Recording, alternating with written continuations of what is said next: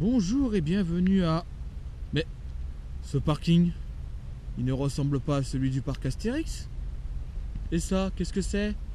Ce n'est pas le parc Astérix? Mais où sommes-nous? Où est-ce qu'on est? Qu'est-ce que c'est que ce parking? Je ne connais pas ce parc. Eh ben, nous sommes à Disneyland Paris, en compagnie d'Aeros Coaster. Pour une petite après-midi sur le parc, ça fait un bon moment que j'y ai pas été. Il faut dire que la dernière fois que j'y suis passé, c'était pour tester le nouveau Star Tours plus le nouveau Space Mountain rethématisé Hyper Space Mountain The Rebel Mission, qui était relativement sympa lorsque je l'ai fait. Donc bien évidemment, on va se rendre sur le parc. Et puis on se retrouve dans le parc. À tout à l'heure. Vous voyez l'accès qui est là-bas? Accès uniquement au parking Infinity privilégié. Pour l'instant, vous constatez qu'il y a quelques personnes qui y accèdent. Et moi, dans quelques mois, ce sera pareil. Ce parking, j'y aurai accès. Car bien évidemment, contrairement à ce que certains pensent que je suis fou de le faire, mais si je suis décidé de vouloir prendre un pass Infinity, c'est simplement parce que je veux plus d'avantages et quasiment garder à peu près les privilèges que j'ai actuellement avec mon pass Dream, qui s'arrête bien évidemment fin août. Donc forcément, moi je ne lâcherai pas le morceau à ce moment-là. Donc d'ici quelques mois, je serai comme tous ces privilégiés, accès au parking Infinity. Au moins, quoi qu'il arrive, j'aurai pas besoin de faire la queue comme c'est tout ce qu'il y a derrière. Bon, sur ce, on va se retrouver devant le parc quand même, parce que bon, je blabla, mais direction l'entrée de Disneyland Paris. A tout de suite. Bon, on va se diriger directement par le Walt Disney Studio, on va commencer par ça. Alors, je préviens tout de suite, je balance une dédicace bien évidemment à certains collègues qui sont actuellement au bahut. Donc Thomas Parfan, Lucas Coaster, Dorian. Petite dédicace pour vous, je sais que vous avez l'intention d'aller au PA, l'intention d'aller à Disney, à Disney dimanche. Donc c'est une petite dédicace pour vous. Je sais que vous allez sûrement rager, vous allez sûrement me haïr sur ma vidéo, ça c'est normal. Puisque moi je suis sur le parc et que vous êtes en cours. Ah, il y en a qui ont certains privilèges, hein. Bon, moi je préfère rien dire. Bon allez, sur ce, on va se diriger vers notre première attraction. Alors pour l'instant je ne sais pas du tout laquelle que je vais faire. Bon, le studio, il y a pas mal de choix, il y a quelques coasters, donc on va bien voir. De toute façon, connaissez un peu mes habitudes, hein. Il y a de fortes chances que ce soit Rock'n'Roller Coaster, ma première habitude. Allez, on se retrouve devant Rock, à tout de suite. Et là, la surprise générale, je viens de remarquer que les lecteurs de cartes au niveau des tourniquets ont encore changé. Cette fois-ci, ils sont plus pratiques. C'est moins le lecteur de cartes code barre un peu à 2 balles. Là, il est carrément plus gros, il y a juste à le mettre devant le lecteur et ça lit tout seul. Enfin, le parc progresse. Faut dire que ça fait déjà 25 ans qu'il existe. Enfin, pas celui-là, hein. Celui-là n'a que 15 ans. Attention, là il y a une erreur, hein. C'est le parc général qui fête les 25 ans, hein. C'est pas le studio, hein. Cette affiche-là n'est pas bonne. Ça, c'est pour vous garantir qu'elle n'est pas bonne. Parce que ce parc-là a été inauguré le 16 mars 2002 et non pas le 12 avril 1992. Donc il y a une petite erreur sur cette pancarte-là. Ils auraient dû mettre 15 au lieu de mettre 25 ici. Mais comme vous savez, c'est un complexe. Ils généralisent tout. Bon, la première chose que nous allons tester, c'est de vérifier si la fameuse façade lumière fonctionne toujours. Sachant qu'en général, c'est des effets. La différence qu'il y a, c'est qu'ils ne sont pas très souvent réparés. Et donc, on va tester. Mais à mon avis, je pense que ça fonctionne pas. Parce que ça, de toute façon, déjà, je constate qu'il y a au moins des lights en moins, comme d'habitude. Donc, à mon avis, je pense que la console ne fonctionne plus. Allez, on va déjà vérifier ça. Bon, le test, hein, concluant, ça ne bouge pas, donc c'est encore cassé. Mais ça, c'est pas très grave, hein. C'est qu'un effet visuel, donc d'un côté, ce n'est pas la privilégiation du parc. Je ne sais pas si ça se dit. Ce n'est pas la priorité du parc de réparer les effets. Eux, ils préfèrent plus réparer les attractions que les effets. Sur ce, première destination. Allez, à tout de suite. Alors, le point principal, toujours classique, on appelle ça le check. Ça, c'est notre abréviation à nous, en tant que coaster fan.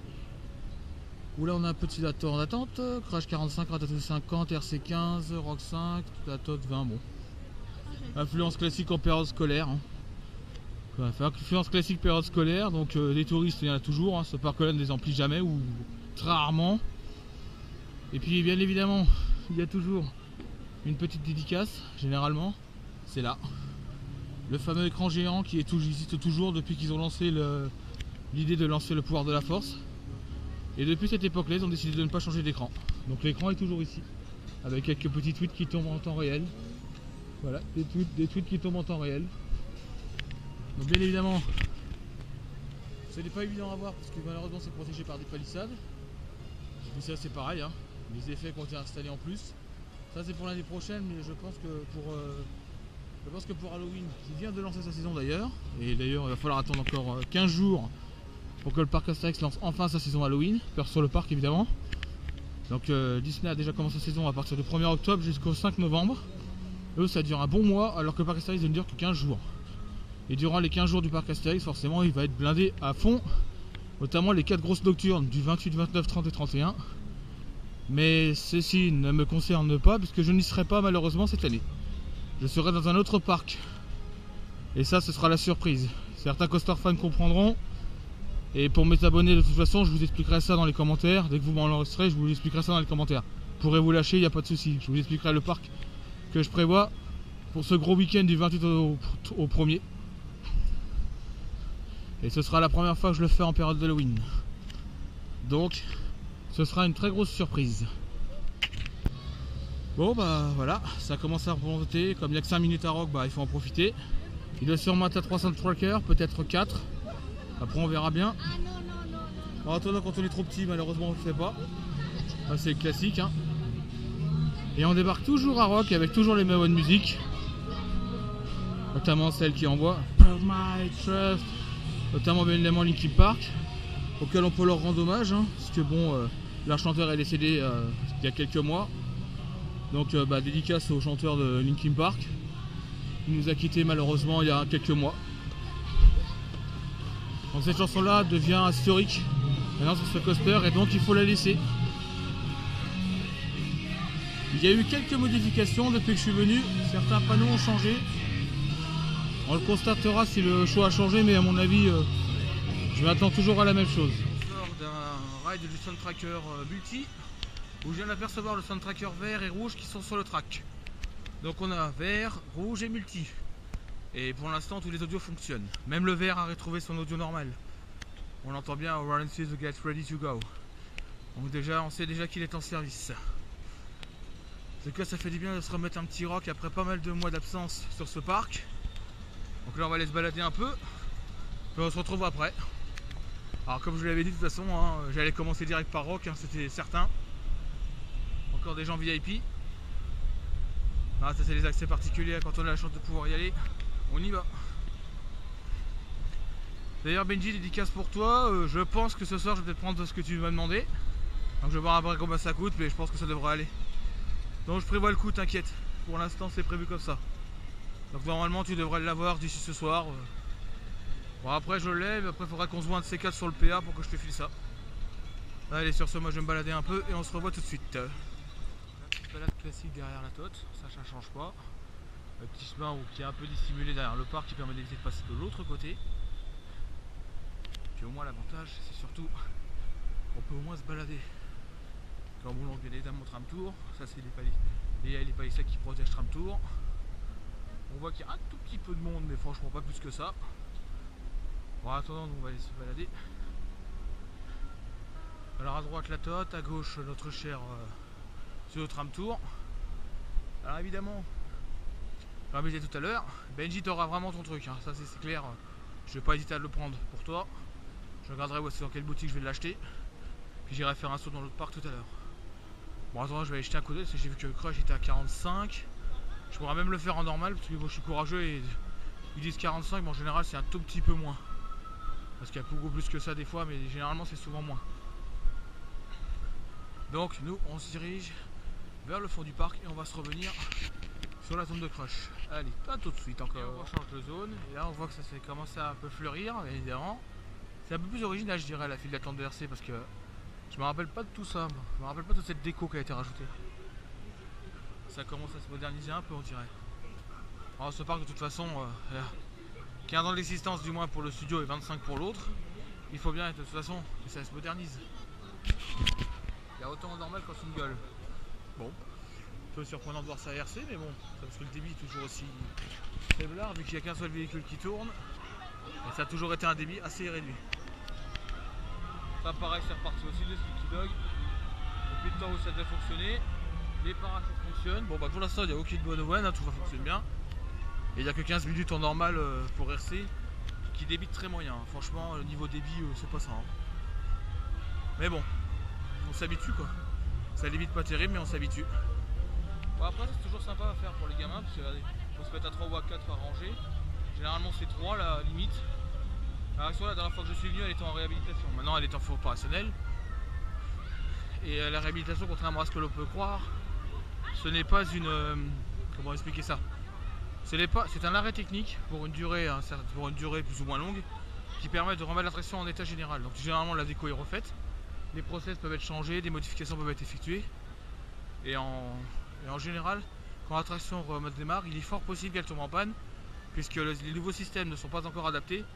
Et même les nouveaux essais, lorsqu'on commence à le mettre en exploitation réelle, a tendance à planter.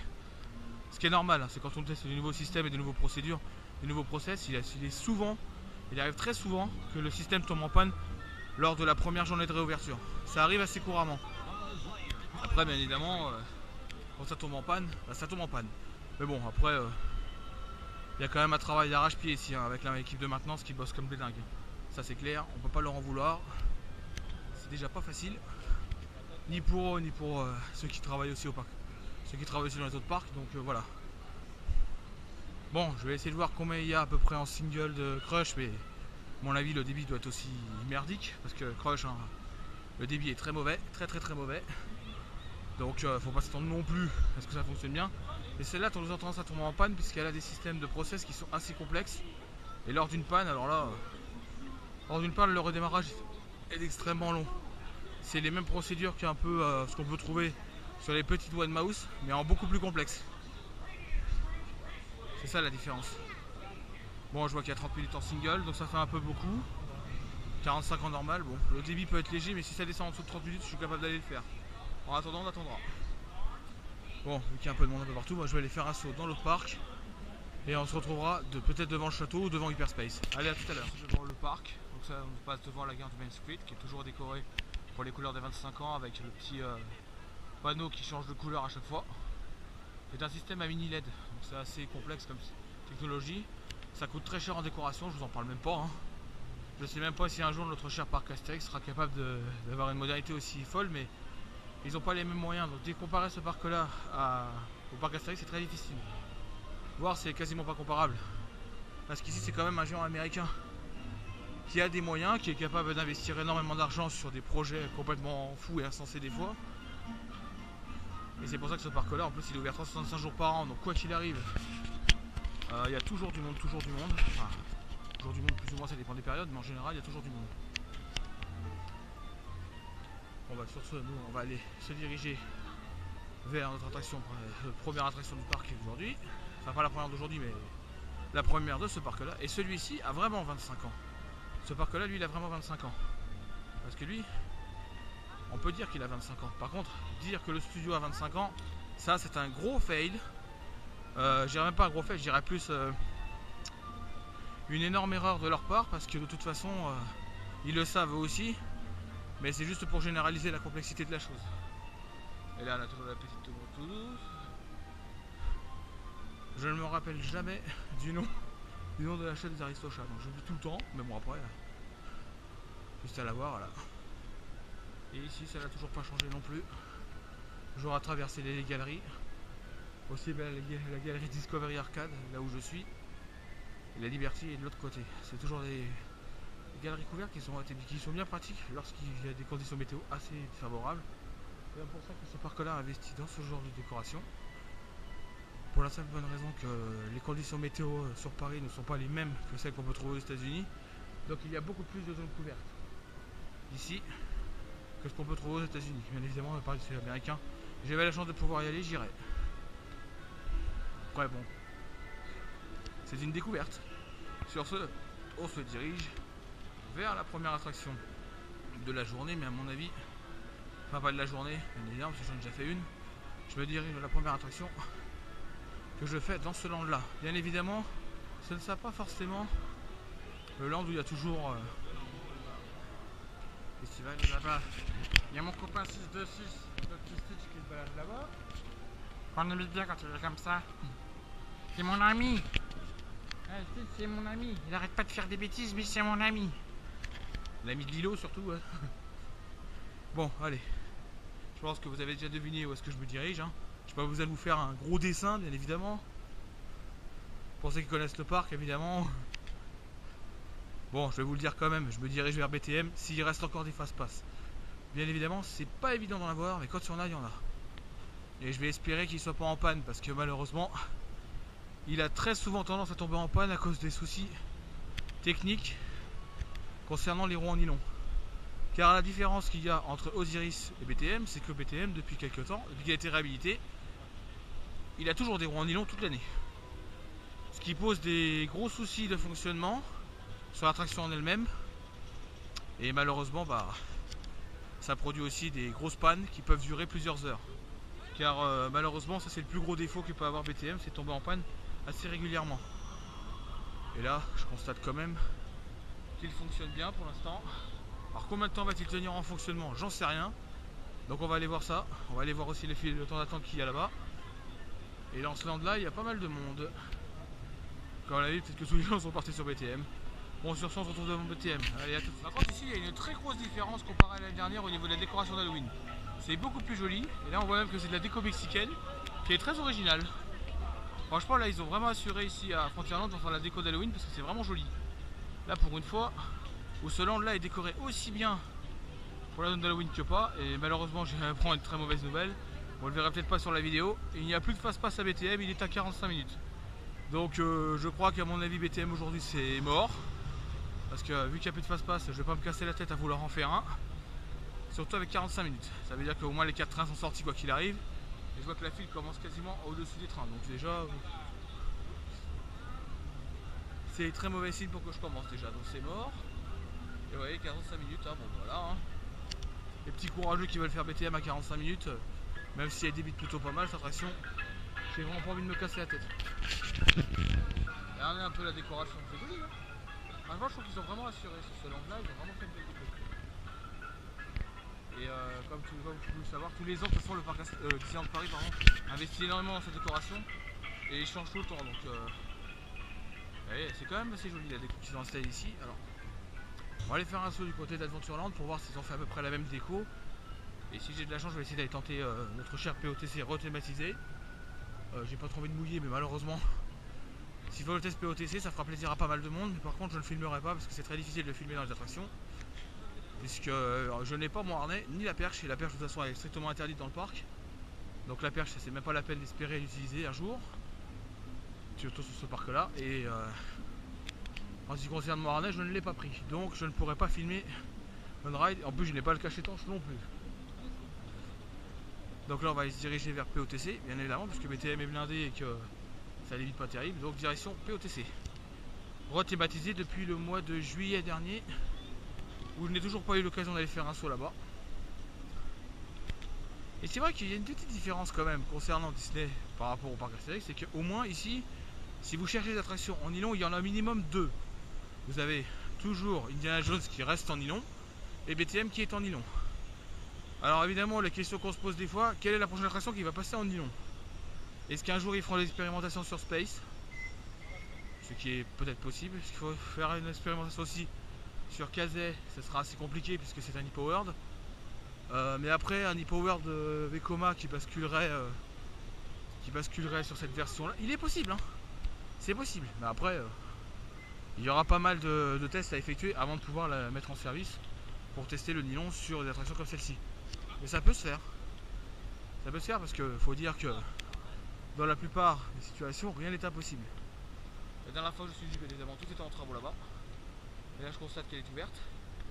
Enfin, je crois, hein, je vois personne devant. Donc, je vais aller y faire un saut pour voir un peu la nouvelle thématisation qu'ils nous ont faite sur Jack Sparrow. Puisqu'elle a été en réhabilitation pendant minimum 6 mois pour changement de thématisation. Et donc, on va aller la faire. Hein. Bon, bien évidemment, c'est un splash. Donc, faut s'attendre à des chutes et faut s'attendre à des jets d'eau ou des trucs qui vous pètent à la figure. Ça mouille un petit peu moins que le grand splash du parc Astérix, mais c'est le même constructeur, bien évidemment, donc ça mouillera quand même. Sur ce, allons y faire un saut pour voir un peu si notre cher Jack Sparrow nous envoie autant de lumière et de couleurs que ce qu'on peut imaginer. Bien évidemment, vous n'aurez pas de vidéo, hein. Je suis désolé, je ne peux pas filmer dans les attractions, c'est assez compliqué. Et je ne vais pas vous le répéter 150 fois, vous le savez déjà. Allez, à tout de suite. File d'attente, ça y est. Bon, ça n'a pas l'air d'avoir beaucoup changé par rapport à la dernière réhabilitation. À part quelques trucs, à part la musique. Ouais, la musique, elle est dans C'est la théma de Pirates des Caraïbes. Ça se voit que la musique n'est plus la même. Donc, déjà, au moins ça, déjà, c'est déjà un premier changement. Alors après, qu'est-ce que va nous donner la thématisation? Est-ce que c'est réussi ou pas? Alors j'en ai entendu dire, j'en ai entendu beaucoup parler comme quoi la thématisation était assez réussie, mais que le parcours n'a pas énormément changé, c'est toujours la même chose. Donc nous, ce qu'on va faire, on va aller constater ça, découvrir un peu la merveille qu'ils nous ont faite, sachant qu'elle est ouverte depuis fin juillet. Bah, déjà on voit que les files d'attente ont un petit peu été modifiées. Alors à partir de ce moment, vous allez voir, ça, on va partir dans le noir, et donc là, on risque de voir un tout petit peu moins de choses. Donc pour moi, bah, de toute façon, hein, c'était l'attraction que mon cousin adorait. Il a toujours adoré cette attraction là, c'est Pirates des Caraïbes, c'est un classique pour lui. Donc forcément, bah, dédicace à mon cousin, hein, qui a toujours adoré Pirates des Caraïbes. Et que là, je pourrais malheureusement pas lui montrer la vidéo, puisque bon, je peux pas filmer ici. Donc là, je suis juste la file d'attente exprès. Alors on a remarqué qu'elle est extérieure. Voilà, ça veut bien dire ce que ça veut dire. On ne peut pas filmer, donc c'est pas très grave, vous inquiétez pas. Là, je le fais voir que la file n'a pas l'air d'avoir énormément changé. C'est toujours la même chose, puis la musique est toujours la même. Hein. Mais au moins, c'est vrai qu'une thématisation modifiée attire beaucoup de monde en général. Donc, on va aller constater ça. Sur ce, on est dedans. À tout de suite, et on se retrouvera à la sortie pour mon avis sur cette vidéo. Du moins, mon avis sur l'attraction. Allez, à tout à l'heure. Donc je sors d'une on-ride de POTC. Bien évidemment, j'ai pas pu filmer parce que c'est très difficile de filmer, surtout qu'en plus on voit rien à l'intérieur. Donc malheureusement, mon avis il est simple. Hein. Je suis légèrement déçu de ce que j'ai vu, malheureusement, parce que je pensais découvrir des choses un peu plus complètes par rapport à ce que j'ai fait. Et donc au niveau thématisation, bon, c'est à peu près pas la même chose. Avec un ou deux, il y a vraiment quelques modifications, mais franchement. C'est très léger, hein. Franchement c'est très light. Je m'attendais à quelque chose de beaucoup plus concret au niveau théma. Bon, ça a quand même changé, c'est vrai, il y a quelques séquences qui ont été rajoutées. Jack Sparrow a été rajouté à certains endroits. Mais bon voilà, il n'est pas si apparent que ça. Il apparaît que 2 ou 3 fois dans l'on-ride, donc c'est léger. Niveau théma, ça reste encore il y a encore des petits efforts à faire. Parce que je pensais que c'était beaucoup plus poussé chez Jack Sparrow, mais en fin de compte pas autant que ça. Vraiment pas autant que ça. Je m'attendais à beaucoup plus que ça. Donc je suis un petit peu déçu, mais bon. Après, il fallait pas s'attendre non plus à un miracle. Hein. Disney modernise, ils essaient de taper dans tout ce qui est moderne, mais c'est pas toujours le cas, bien évidemment. Donc, on change de land. Nous voici maintenant sur Fantasyland. On a rechangé de zone. Il y a encore une réhabilitation à côté là. POTC temps, enfin c'est Peter Pan pardon, qui est encore en réhabilitation. Ici les bandes d'attraction, elle sort de réhabilitation il y a quoi? Il y a quelques mois. Elle y retourne encore une fois. À croire que la thématisation de cette attraction n'arrête pas de tomber en rideau toutes les 5 minutes. Non, je rigole. Je rigole, c'est encore une réhabilitation pour lui redonner un coup de peinture et essayer de lui remettre un coup de jeune. Puis voir des fois pour modifier des process, parce que vous savez, il y a des process de certaines attractions qui existent depuis 1992, notamment POTC, Pirates des Caraïbes, où bien évidemment l'attraction, la réhabilitation a duré plus longtemps que prévu, parce qu'ils ont installé un nouveau process, et le nouveau process a mis beaucoup de temps à être synchronisé avec les systèmes, donc les plantages étaient assez courants. Ça bien évidemment c'est des informations que je connais moi, parce que je connais des personnels qui travaillent ici, et donc bien évidemment quand on fait une réhabilitation sur une attraction comme celle-ci, c'est pas simple. Après vous savez, la réhabilitation d'Hyperspace était pareil. Hein. Là je sais que l'attraction va fermer d'ici quelques mois pour remplacement du câble du launch, parce que bien évidemment la catapulte est un système de launch par câble. C'est un système électromécanique avec 2 moteurs et un véhicule qui est situé sous le rail qui tire le train vers l'avant. Donc forcément, des petits changements comme ça. Donc sur ce, on va se retrouver sur Hyperspace, s'il n'y a pas trop de monde et si bien évidemment il n'est pas en panne. Puisque bien évidemment quand il est en panne, il est en panne. Et toujours ce petit carrousel géant qui fait une très très grosse concurrence au parc Astérix, parce que celui-ci a plus de 217 places. Le plus gros qu'on ait au parc Astérix n'en a que 120. Et si je me rappelle bien, c'est Chevaux du Roi qui a le plus de chevaux, qui a le plus de place. Bon, sur ce, on se retrouve vers Hyperspace. Allez, alors une petite séquence un peu que je vous avais pas montré il y a quelques temps. Regardez un peu ce qui a changé pour Disney Illumination. Le système de fontaine et d'éclairage a entièrement été modifié. On voit déjà qu'au niveau des spots, si vous savez, c'est des spots à LED. Alors les spots à LED sont toujours là, mais vous voyez, ça a été renforcé. La décoration a été renforcée. Ici, il y a toujours l'écran caché, plus celui qui est là-bas. Et voici le projecteur, il est toujours caché dans son fût. Et puis là, vous voyez, les éclairages ont été redéfinis. Il y a eu une redéfinition des éclairages pour Disney Illumination. Et on voit que le système de fontaine a changé. Alors après, le système de lance-flamme, il est très difficile à voir d'ici. Ou alors il faut vraiment avoir un joli petit coup d'œil. Là-bas, vous avez un laser qui est caché au niveau de la tour. Et alors après, pour essayer de vous repérer où sont les lance-flammes, le deuxième laser, il est situé là-bas, au-dessus du Starbust, juste au fond, sur la gauche. Et bien évidemment, la tour de Dream, elle est là-bas. Le bâtiment principal que vous voyez sur la droite de Central Plaza, c'est lui. C'est ce bâtiment-là qui dirige tout le système. Tous les process sont situés à l'intérieur. Donc dans cette zone-là, bien évidemment, c'est là qu'on peut programmer toute la zone de para, tout le show.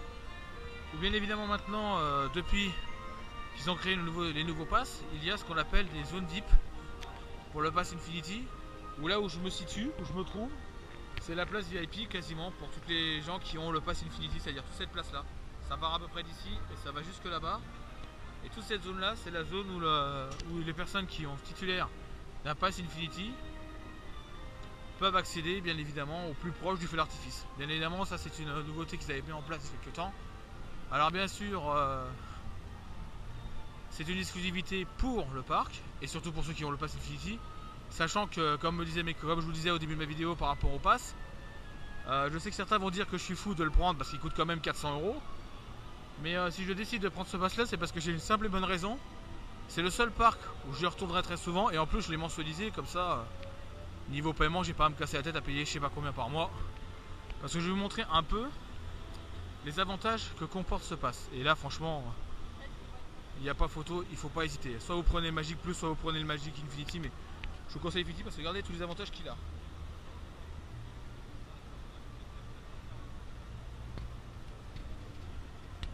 Celui-là normalement à partir du mois d'août ça devrait être bon. Merci beaucoup. Et là, les petites personnes du parc qui me permettent de me donner justement ce qui concerne le pass. De toute façon, moi j'ai encore le mien actuellement jusqu'au mois d'août. Donc je reviendrai ici au mois d'août pour passer au Pass Infinity.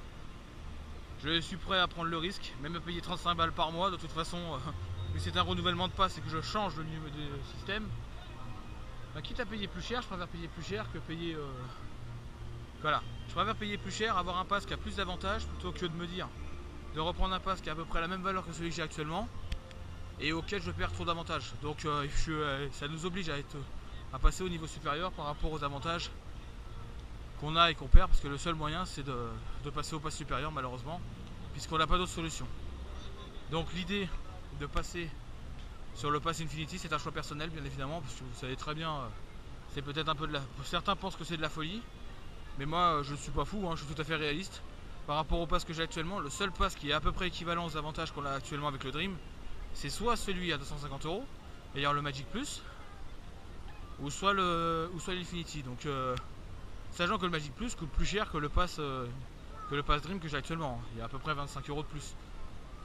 Donc bien évidemment, si je décide de prendre le pass Infinity, c'est simplement pour une raison d'avantage.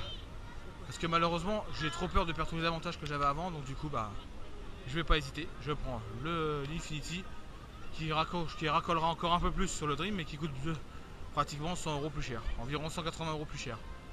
Mais bon, c'est le risque à courir. Risque à prendre, risque à courir, il n'y a pas le choix.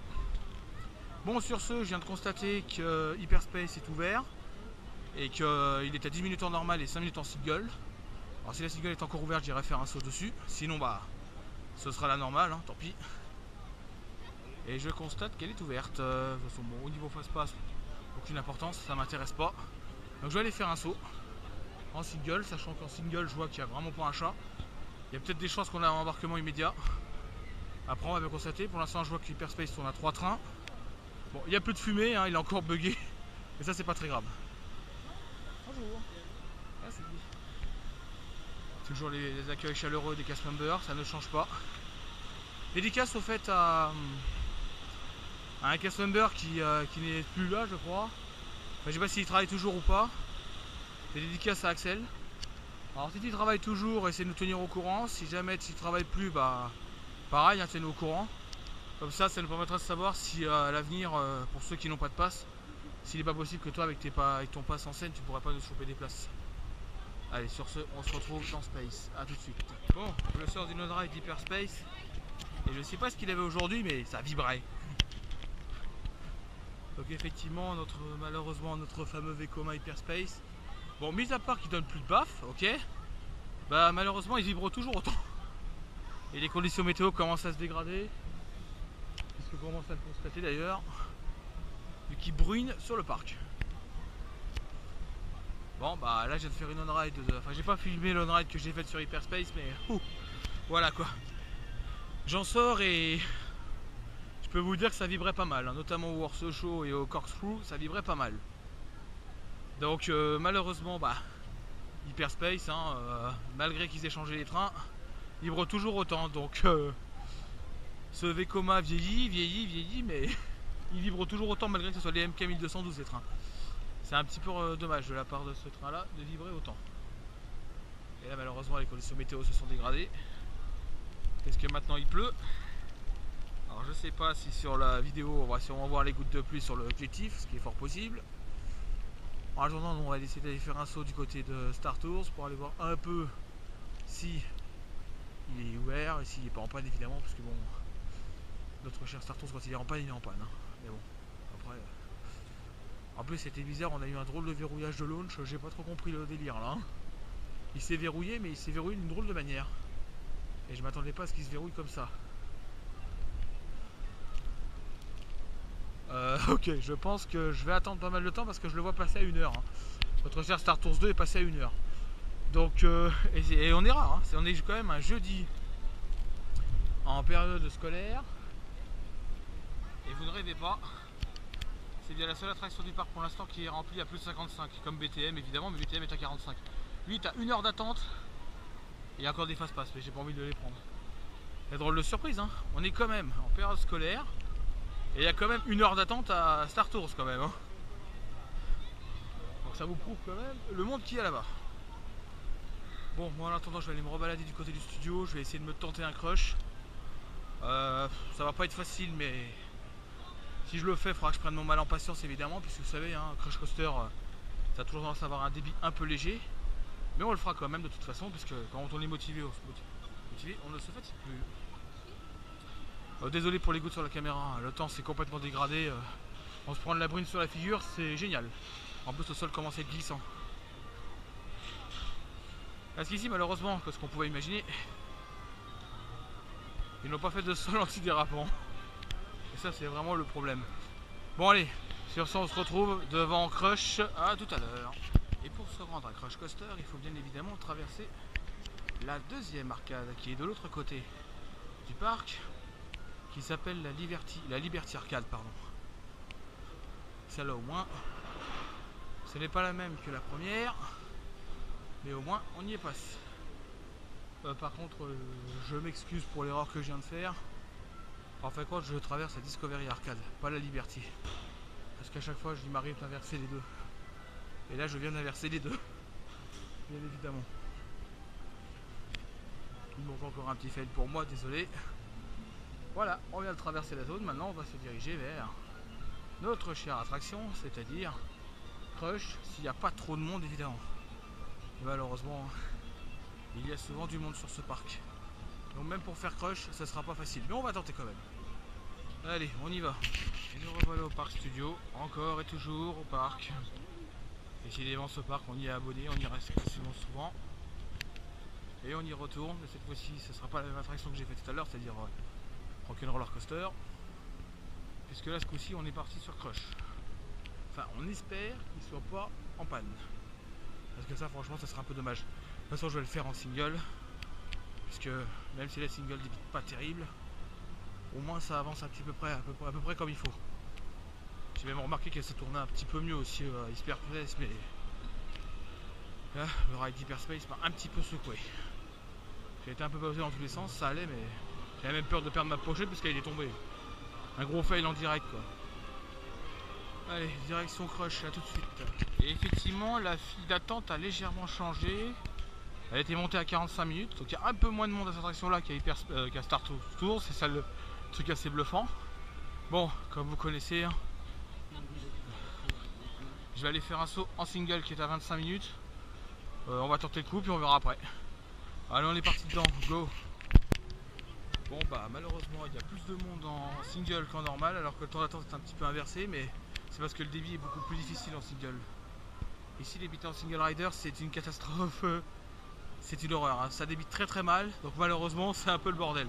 Mais il faut pas s'inquiéter. Ici le débit en normal il est pas trop moche. Il pourrait être pire que ça, mais des fois il est pire, hein. Là il y a un peu de monde, mais bon ça devrait passer je pense. Je dirais 45, allez. En moyenne une bonne 40-45, peut-être même 60 minutes. Bon, de toute façon on a du temps à perdre, donc il faut en profiter.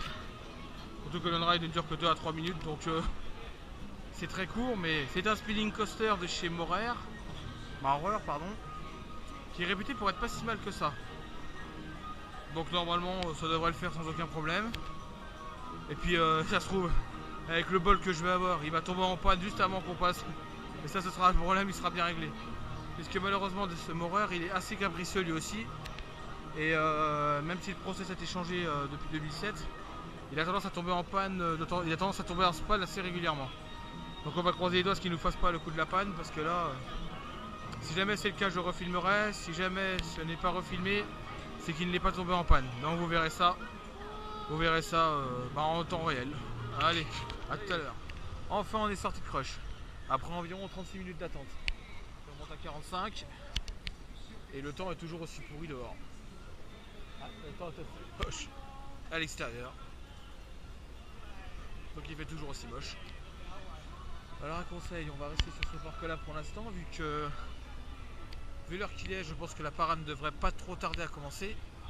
Et les conditions météo se sont encore dégradées encore une fois. Donc il risque d'y avoir des gouttes sur la pellicule. Du moins sur l'objectif, mais bon c'est pas très grave. Parce que là, la caméra est renforcée, donc l'étanchéité est assez solide. Vive les GoPro, je vous jure. Bon allez, après avoir fait un petit crush sympa, environ 35-40 minutes d'attente, on va aller se taper un petit rock. Si bien évidemment il n'est pas en panne, parce que lui aussi est capricieux de temps en temps. Ce qui était capricieux à l'époque c'était le LSM. Maintenant il l'est beaucoup moins, vu que le process a été modifié. Parce que vous savez, hein, les attractions évoluent à cause de l'âge. Vous savez, quand une attraction a plus de 10 ans, au bout de certains nombre d'années, il faut forcément la faire évoluer. Parce que si elle reste toujours au même niveau qu'elle était il y a 10 ans, l'attraction n'évolue pas, la technologie n'évolue pas et c'est la panne assurée. C'est ce qui s'est passé à BTM pendant pas mal d'années. BTM n'avait pas beaucoup évolué, il tombait très souvent en panne et là il tombe encore en panne assez régulièrement. Et d'ailleurs, pas la peine de vous en parler. Notre cher Rock'n'Roller Coaster vient de tomber en rideau, il est en panne. Donc le 101, je vous l'avais dit, c'était prévisible, donc voilà, il est en panne. Bon bah c'est pas grave, de toute façon, on a d'autres choses à faire pour l'instant. Sur ce, on va attendre sa réouverture, parce que si jamais il rouvre au bon moment, vous savez ce que ça veut dire. Quand Rock rouvre, vous savez ce que ça veut dire. Il y a l'high speed assuré, quoi qu'il arrive, parce qu'ils sont obligés de rechauffer les trains.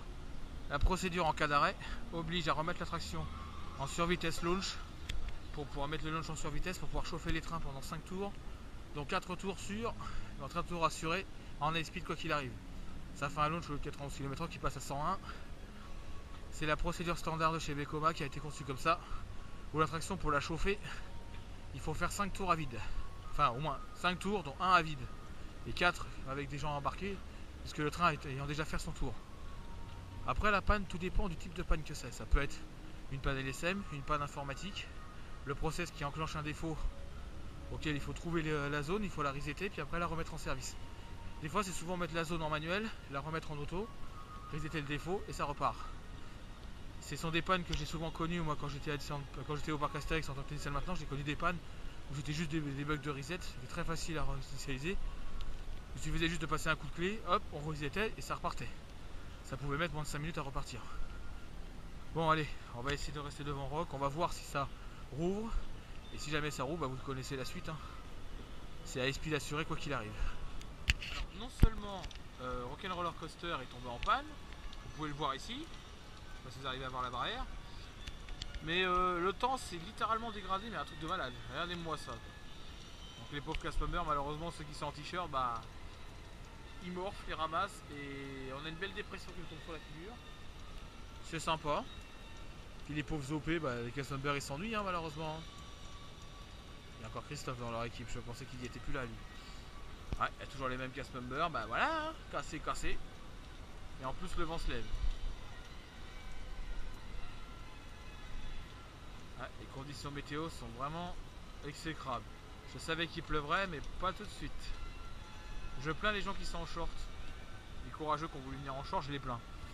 Bon, moi je sais pas si je vais rester jusqu'à ce que Rock rouvre, si Rock arrive à rouvrir. Bon, de toute façon, si j'ai la chance qu'il rouvre juste quoi 15 à 20 minutes avant l'ouverture, ok. Avant la fermeture du parc, ça pourrait être pas mal, parce que vu l'heure qu'il est, ça va être un peu juste. On est pas loin de 17h30 et on a une dépression de merde qui nous tombe sur la figure, donc forcément on se prend une douche. Hein. Et Rock est vraiment en panne pour l'instant, donc on va voir ce que ça donne. On verra si ça évolue. En attendant, on va attendre un petit peu. On va attendre un petit peu à l'abri parce que vu le temps qu'il fait, voilà quoi. Donc on va attendre à l'abri. Bon, ça y est. C'est sur cette vidéo qu'on va se finir. Donc là, vous voyez, Rock'n'Roller Coaster est encore ouvert. Et je viens de me taper encore un sound tracker en high speed. Le sound tracker rouge avec un audio un peu foireux au niveau de la deuxième rangée. Mais en high speed. Et là, je vais finir sur cette vidéo là tranquillement. Bon, malheureusement, les gens qui vont le rider maintenant, ils n'auront forcément plus l'high speed puisque de toute façon les trains sont quasiment chauds. Donc on se finit là-dessus. Donc comme je vous l'ai dit la dernière fois sur la vidéo du parc Astérix, la dernière que j'ai faite, je dis que la prochaine vidéo sera le 14 octobre. Celle-ci était une vidéo un petit peu particulière. C'était une vidéo qui n'était pas vraiment prévue. Et j'ai décidé de venir sur le parc parce que j'avais vraiment envie de changer un peu d'air vu ce qui s'est passé depuis quelques temps. Donc j'ai un peu de mal à avaler la pilule. Certains comprendront. Sur ce, on quitte le parc. Ça y est, c'est fini. De toute façon, le parc ferme dans un peu moins de 5 minutes. Donc voilà. J'ai eu ce que je cherchais, c'est-à-dire une panne à rock. Comme je vous l'ai dit tout à l'heure. Une panne à rock, qu'est-ce que ça veut dire? Ça veut dire principalement que les sound trackers refroidissent. Donc pour les remettre en chauffe, ils sont obligés d'envoyer les trains en survitesse. Notamment de 10 km/h de plus, ce qui permet de chauffer les roues plus rapidement. Parce que cette attraction n'est pas équipée de radiant. Vu qu'elle n'est pas en extérieur, elle n'est pas équipée de radiant, même au staging il n'y a pas de radiant. Donc quoi qu'il arrive, l'attraction encaisse de l'eau, enfin encaisse le froid. Donc pour chauffer un train, pour éviter de le planter, ils sont obligés de les envoyer en high speed. C'est pour éviter le plantage des trains, ce qui est tout à fait normal d'ailleurs. Je sais que c'est un peu le même principe que ce qu'on peut trouver à Goudurix. Pour parler un peu technique, c'est un peu comme Goudurix, parce que Goudurix, le matin, si vous le faites, vous êtes les premiers arrivés à Goudurix à le faire le matin.